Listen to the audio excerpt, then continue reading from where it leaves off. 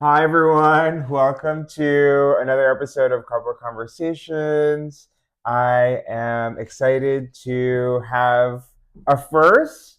You might not be able to pick it up from the audio, but I'm actually recording this in person at my place with our guest today. He is one of my best friends. He's been a business partner, collaborator, an all around amazing community builder, Rob Dornagon. And yeah, we're going to talk a lot about themes of community and what art and specifically dance has meant through to us throughout the years, and yeah, also what we've learned through a decade of friendship and collaboration. So welcome to the show, Rob. Thank you. Yeah, I do the math every year.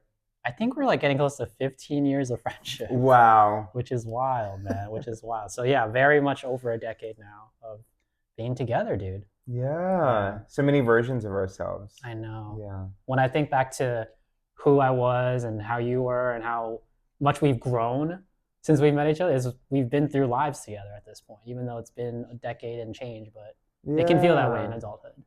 Yeah.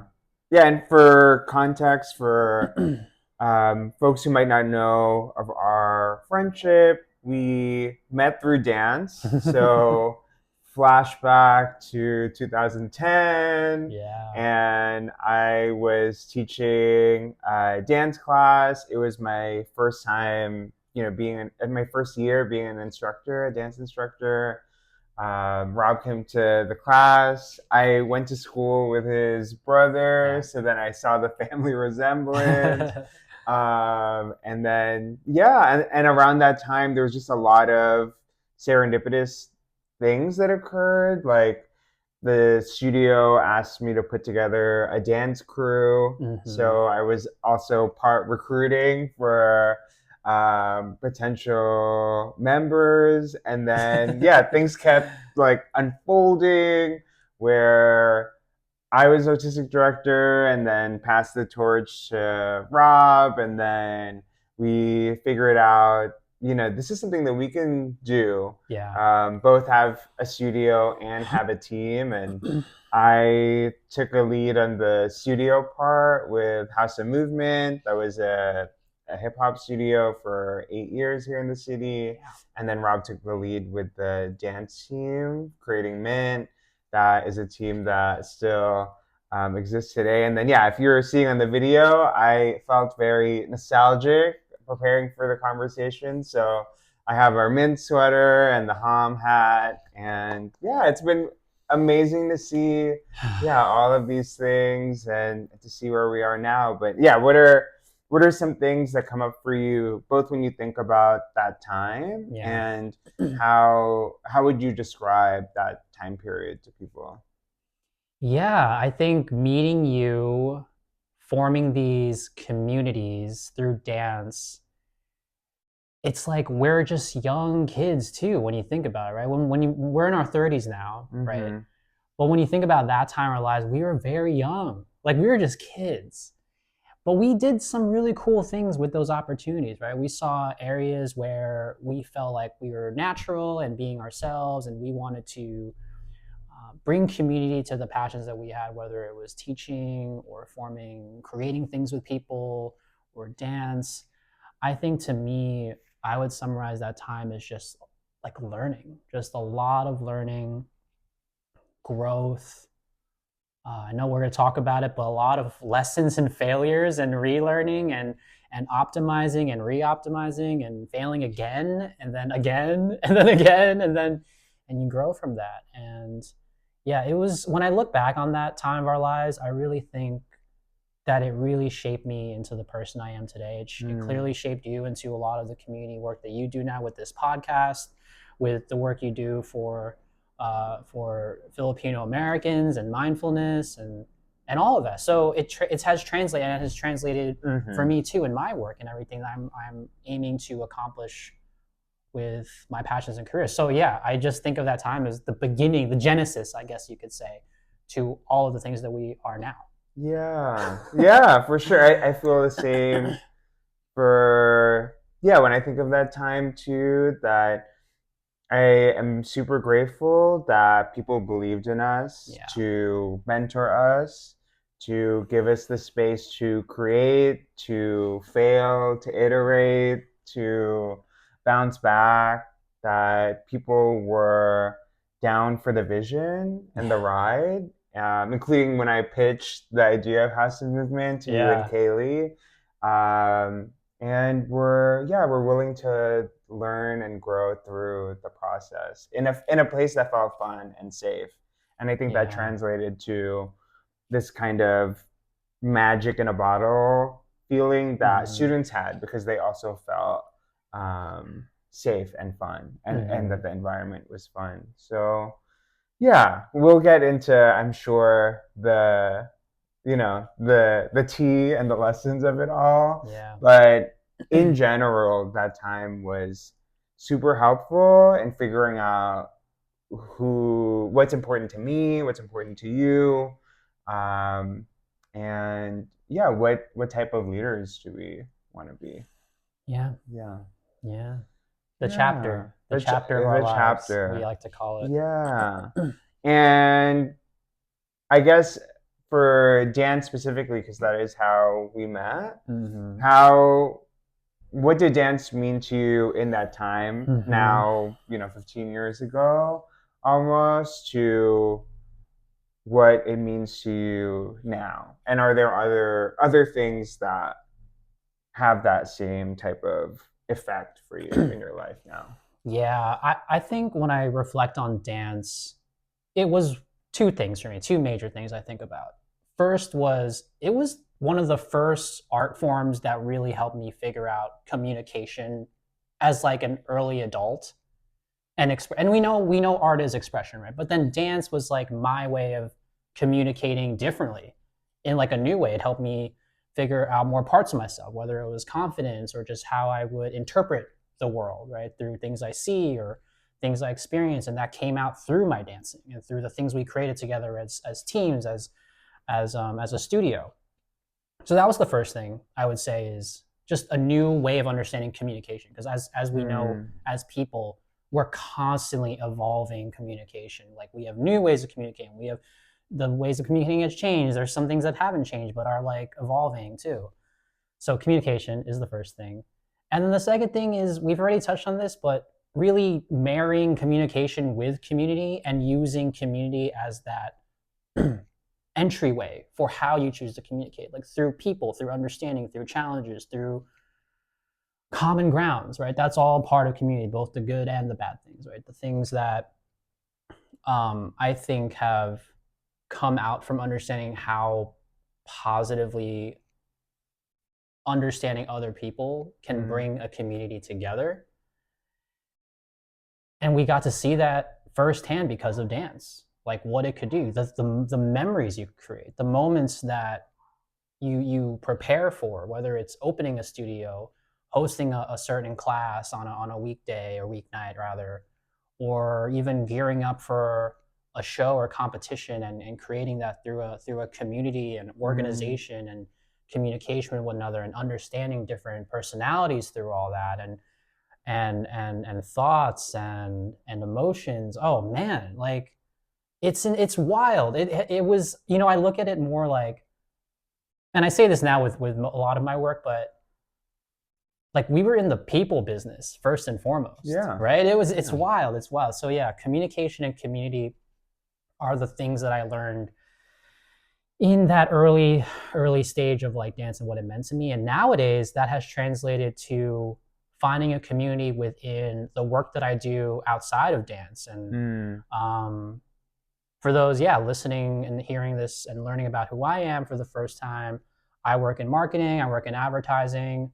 And in that time of meeting Paul and dance, I was also the genesis of my marketing career, right? So a lot of changes, right? We think about the dance being our personal life, but really it was like that in the combination entering a new industry at the time and realizing that I was super unconfident in that area mm, and being and realizing that there was no community for me in advertising for like the last 8, 9, 10 years that I've been in it, but there was always community with dance.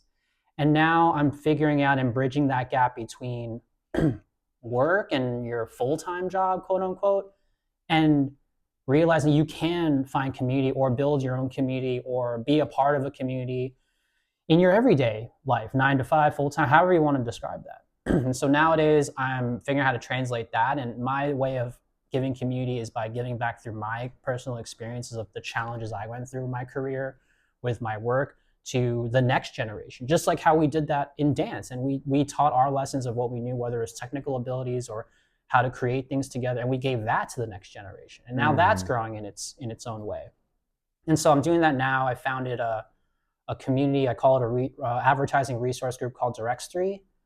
We're on Slack. We're sharing knowledge. We're connecting with one another, and we're sharing stories, direct stories, right, about our challenges, our experiences, the good, the bad, the ugly, and trying to figure out how to navigate through all that. So when I talk about DirectStory, I talk about how that's a project that has been eight plus years in the making because of everything that has happened before me. And that started with dance. That started with learning how to communicate for the first time in a new way. That started with understanding how community works at that young age, and now bringing it into later in my life in this new way. So yeah, that's what I think about when I think about dance and what it taught me and how I bring that into my life now in my 30s. Yeah, and very similar, I would say, yeah, for me with dance and it being kind of a vessel for communication. When, me realizing that dance could be a way for me to say the things that I didn't know how to say with words, or the things that I wasn't ready yet to say out loud, that I could share that through movement. And then, yeah, I think it's very interesting, the people and community side, because we both ended up going into professional careers that also reflected how important like being in relation and being with people um, is. And for me, that's human resources. And a lot of what I learned from that time is leadership, talent management, recruitment, all of those things, whether it be in a dance team or a small business, were really like the test through the fire Yeah. that helped me understand, how what's my philosophy in all of those different areas, and then how that applies to work, which has been very helpful because, I dropped out of an MBA program because I originally thought that I needed a formal education to be an entrepreneur. And then I realized, you know what? We had 8 years of doing that, and experience speaks volumes. And yeah, the way to really understand it, a lot of it is learned in the moving through, in the real world. And yeah, and I'm reminded of that too as I move into bigger roles and things that can feel scary. But yeah, I think that other theme is that I think it resonates for both of us. I'm interested to hear, because we also have similar perspectives in terms of volunteering and mentoring. Is that I think the things that we created were the things that we probably wish we had. I know for me, it's things that I wish I had when I was younger. And, being the child of immigrants and not knowing, how to navigate college, or having uh, pursuing an artistic career or platform being accepted by parents versus like a blue collar job, or all of these different things. And that kind of, for me, also fed into why I went the nonprofit route and went towards places that value education and the next generation and serving immigrant and first gen youth Mm-hmm. who are low income. And yeah, I wonder how that piece of mentorship, because I also hear it in DirectStory that there is this idea of showing a possibility to younger professionals. I wonder, yeah, how that has come about for you as something that's important. Yeah, you said it in one of your notes just now, but things you wish you knew, right? Like that's where I took an opportunity to be like, yeah, there are so many things 8, 9, 10 years ago that I wish I even just had the awareness to know where to look for guidance or some kind of light or some kind of way to just know where to step next. Because something you've taught me in light is to try to appreciate the unknown, like what is next. I feel like I've just learned that through just by being like your friend for all these years, just being brave in that unknown step that's next. But I do think there is an opportunity and a value to be able to share where you've been because of your experiences to the next generation to just help that next step feel less scary, to at least give that step some bravery to it. Mm-hmm. And that's where it comes from at the core. Knowing who I was 8 years ago, completely unconfident, completely way less aware of who I was, uh, way less knowing of just even how to connect the dots, even in this industry and in life. Now that 8 years have passed and more, I feel like I finally at least have built enough awareness, built enough confidence, built enough understanding of myself in my work to be able to say to just someone like, hey, it's going to be okay. And this is my way of showing and proving by spending time with me and my community that I've built that, yo, it's going to be okay. All you need to just have a space, a safe place to be around other people that are also going through your similar challenges. Mm-hmm. Of course, every challenge is unique, every journey is unique, but to realize that a lot of people are going through similar things, and we often find ourselves in this bubble and feel like we're kind of alone in our journey. But as we've learned, you and I through life, that's really not the case at all. Mm-hmm. And so now that has transcended or transformed into this community of giving back everything that I've learned somehow in some way, shape, or form to the younger version of me, I like to say. The version of me that didn't know what to do, didn't know how to speak, didn't know how to stand up for himself, didn't know how to navigate conversations or even just do things like write emails or know how to respond to things and show that there is a way, even if you're young, even if you're older, but you're starting over again. Yeah. That there is no such thing as being too late to anything. It is just about starting today. And the best time to start anything new was yesterday. The second best time is today. So that to me is, I think, I will admit I'm losing a sense of what the question was, but I do think I hopefully I've answered it in some way. I'm still on the plot. So thank you for sharing like your piece of it, because I think even though we have we've gone different routes, we come from this like genesis of like everything community based and everything. So I appreciate that, and I think our intention is similar. Yeah. The ways that we light up in expressing that and bringing people together and bringing the best out of people look a little different, but I think the intention is the same. Mm-hmm. And yeah, I really appreciate the perspective that you have for sharing it, and I think especially for men, for like Asian men, for example, I've found that being who we are, I would describe us as emotionally intelligent, vulnerable. Too emotionally intelligent.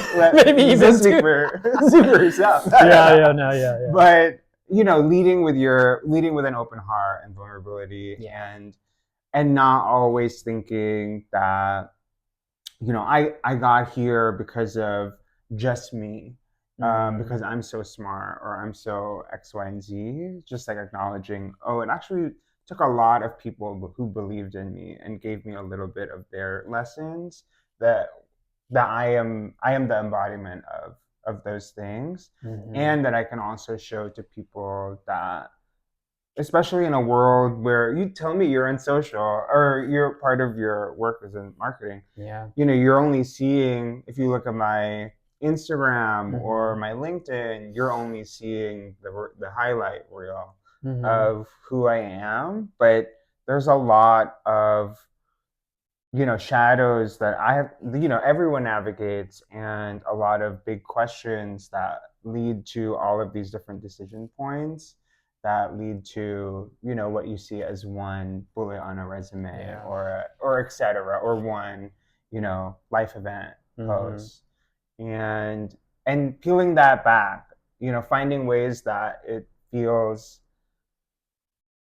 helpful or reciprocal to share that, so that people can see a little more real and more transparent, um, of a path, for themselves, or a reflection for themselves through me. Yeah, it's a constant balance, I think, of yeah, to your point, we only see one version of ourselves. Like people see one version of ourselves online these days, and your whole life is built around hours and hours and years and months of just context that no one will fully be able to understand, which is part of life, trying to navigate that in telling your story. So yeah, I hear you on that one. Yeah, and part of it is, maybe also the answer is not being out online. I think I've like swung the pendulum between, what do I share Right. that's almost on the oversharing realm, Yeah. versus what's for me, like what experiences are for me, and the working in silence, and then whatever I share is for the time capsule of my life that I feel comfortable having out there, but not not doing it for the external validation. I think that's always like a fine line, Yeah. and especially as an artist too. Just navigating, like, for me, the dance now is very much a for me embodiment thing.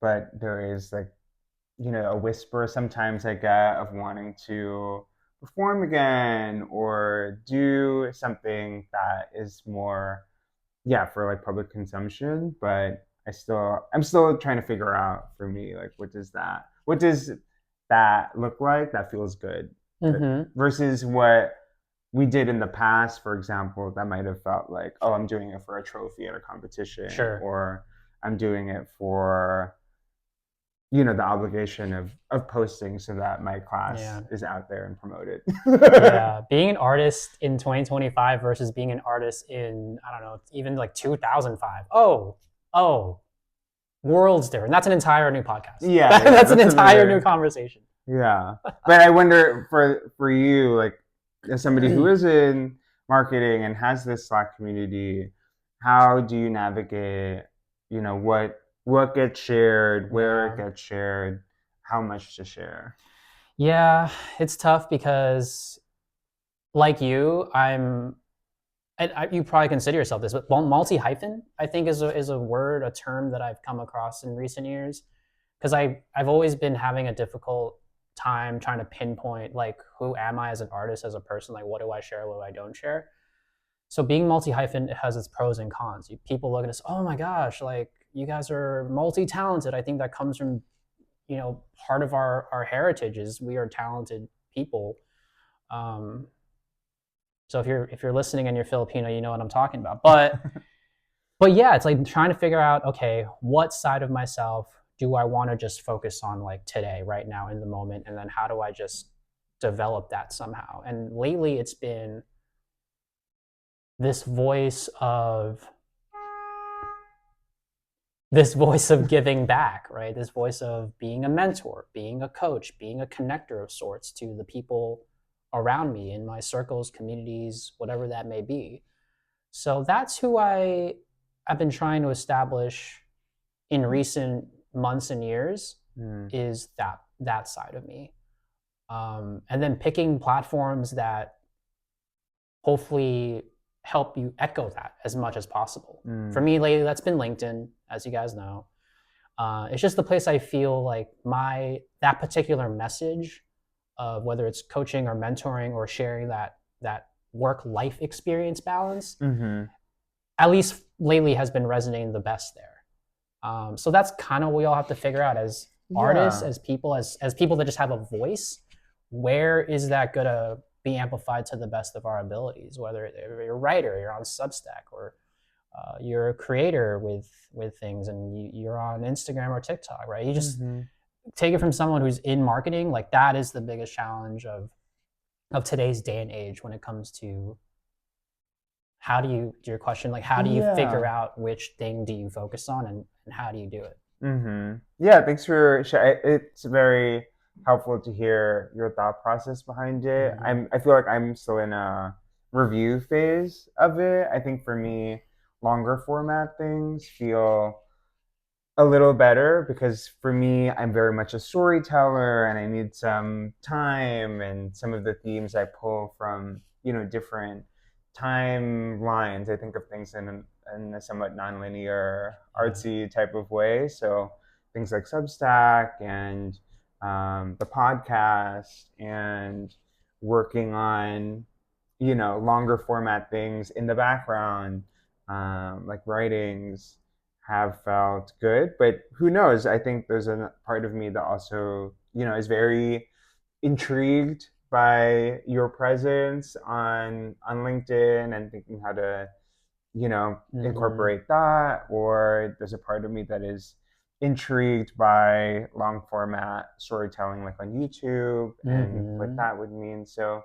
who knows? I think that's a part of, yeah, being a multi hyphenate Yeah. artist, that things can also evolve and change, and that's okay.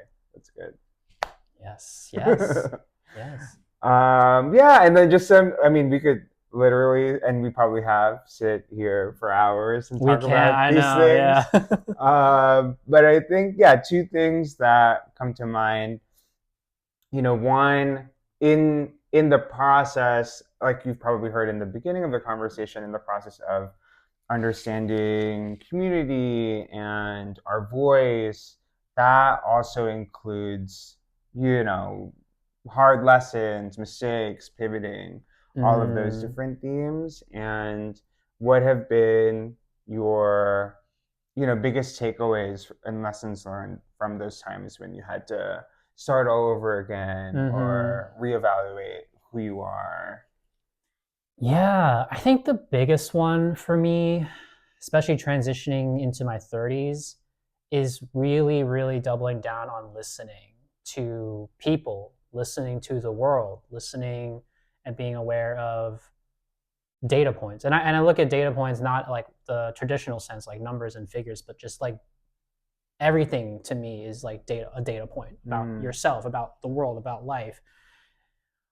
I think being younger, you tend to want to always be on the gas when it comes to saying something, expressing something. Sure, that's great. It's exciting. Mm-hmm. It's fun. It's the thing that makes us feel like we're heard.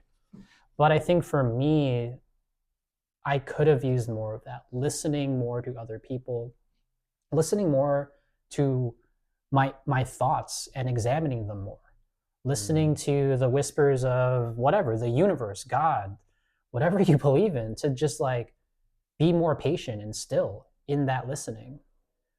Whether that's through my journaling, through prayer, meditation, things that you've all taught me are valuable to listening. Yeah, I didn't do enough of that. I will admit, I Mm. didn't do enough of that. I didn't take enough stock of seeing how that affects the relationships around me because of it. Um, and I took a really hard look and evaluated myself around, the COVID times, and figuring Mm-hmm. out like what is it that's preventing me from having deeper relationships with people, with myself. And there's a lot of things, but I think the big one was just doubling down on that listening aspect. I say this Mm. everywhere across social medias that I share, but God gave us two ears and one mouth. and we need to use it in that ratio. And I believe that, and I take it to heart, and I try to teach other people that, because that has helped me figure myself out more, and has helped me figure out how to show up better for the people in my life. Yeah. Yeah. I love the 2 years, 1 month ratio. It's nice. Um, and thanks for the shout out for, yeah, different mindfulness practices. Yeah, you taught me them all, man. You taught me them all. If you're listening to this, this is a good podcast. This Oh, podcast will teach you a lot about that. So thank just how to you. be more mindful, and Yeah. listening is a part of that. Yeah, and I think yeah, mine is very similar similar and in a different way. Of mine is the people pleasing tendencies of, Mm-hmm. for me, a lot of who, yeah, when who I was, of go go go, and being a little more in my ego. I'm a Aries stellium, which means I want to be the first person to do things or break ground or follow a spark. Um, but sometimes, yeah, thinking about the follow through of that has been a Mm-hmm. lesson learned. And then on the other side, you know, who am I trying to please by continuing to be this part of my identity? I think, yeah, the COVID time was, and having mindfulness practices were helpful in like pulling back each identity and then reviewing, like, is this actually me, or is this Yeah. someone who a parent wants me to be, or the social media has known my brand to be, or Right. what I've become known for, versus is that really serving me anymore?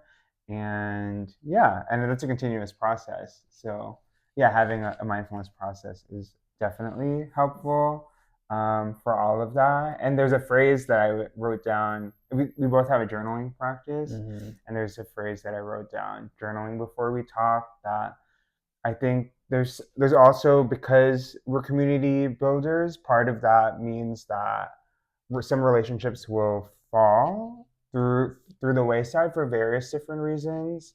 Um, and some people may think of you in that time capsule of how they experienced you in that Oh relationship, yeah. and maybe they'll hold a grudge or a type of feeling about that. But for me, these practices have been helpful for releasing as well. On my end, I try to hold no grudges, and if there is a ending of a relationship, that means we walk our separate ways. I think a lesson learned for me has been, I honor that relationship for what it was. I take the lessons with me, and I also sacrifice who I was at that time to the altar of my past lives. And yeah, it's not lost on me that we're recording this kind of conversation on a full moon eclipse, Oh, I which didn't. is a time of review, of releasing. Mm. It's the first one of this year. Mm. So yeah, there was a lot of nostalgia in preparing for this conversation, and that imagery of, yeah, sacrificing who that version of myself to the altar of my past lives has been really helpful to, yeah, just honor it and then let it go. Yeah. Yes, just letting go, to saying goodbye to the old versions of ourselves. Yeah.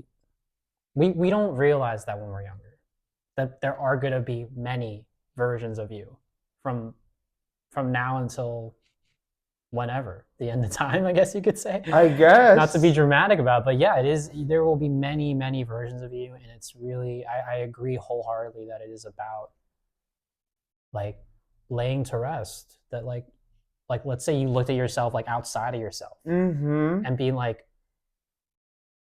just goodbye. Like I gotta Yeah. go. Like I gotta go do different things. And I think something I wrote actually earlier today somewhere, journaling, was change happens when the pain of staying the same has become too great.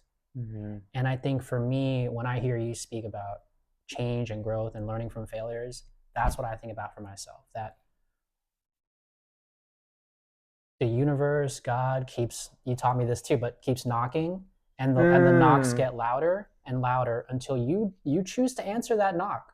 And yes, you will change because that knock becomes so loud and becomes unbearable to hear again. You've literally taught me that. Yeah, I know you're laughing because you've literally said those exact words to me. I said that. Yeah. And I think you used the metaphor of whispers too. Whispers, and then sometimes it becomes a brick once you don't listen to the whisper. It becomes too painful to bear. And then that I believe is when change starts to happen. So yeah.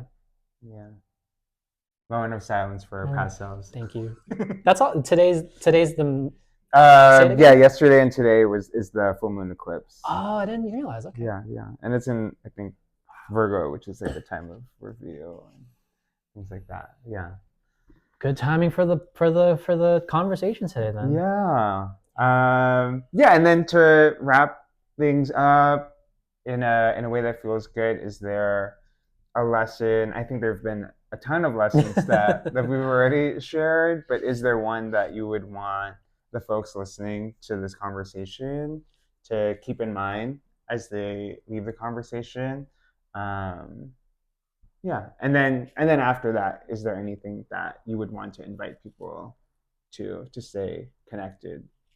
Yeah, wow, that is a tall order after everything we talked about. A lot of gems have been shared, a lot of lessons. I think when I think of this conversation, this podcast, Kapwa, I think remembering how important community can be, remembering the challenges that come with it, stepping with bravery into all of it, the good, the bad, the ugly, the pros, the cons, however you want to phrase it, and taking time to reflect on those lessons and growing from them, saying bye to old versions of you, realizing what those lessons have, those failures have turned into. I always say, I don't take L's. I take those L's and I turn them into lessons. So yeah, I think if you've listened this far into the podcast, the conversation today, then if we were to sum it up, yeah, life has a lot of those, and we got to figure out how to take them. So take them and turn them into something positive. So yeah, I think that's what I'd want to share to anyone listening. And the conversation doesn't end here, because with the DirectStory community, I'm also starting to host conversations, panels of people from different walks of life. It doesn't have to be from advertising or any specific place, but I will be having advertising folks on my panel. I will be having Paul on my first panel for DirectStory in April. We're looking at mid-April, April 8th. We're looking at April 8th right now, tentatively, for the date. So yeah, find us on directstory.slack.com. Find us on LinkedIn. We are a free advertising resource group where you can connect, grow, and learn together to help your career and help your life, because I think your life is your career is your life, and it all has to find a way to intertwine at some point. Otherwise, well, that could be another conversation, but I do think they need to, find a way to strike the balance together. And so, yeah, thanks for having me on the conversation, man. And I'm so honored to be part of the conversations of this, of Kapwa, and now it's in season 2. So I can't wait to keep hearing more conversation and more people that come on here and get to share their story. So thank you for joining. Thank you for the divine timing of figuring out when to have this conversation, and this ended up being the perfect time to have it. And I'm excited to be on your platform in a few weeks and seeing what that community looks like. So thanks, everyone, and we'll hopefully see you in that conversation too. Thank you.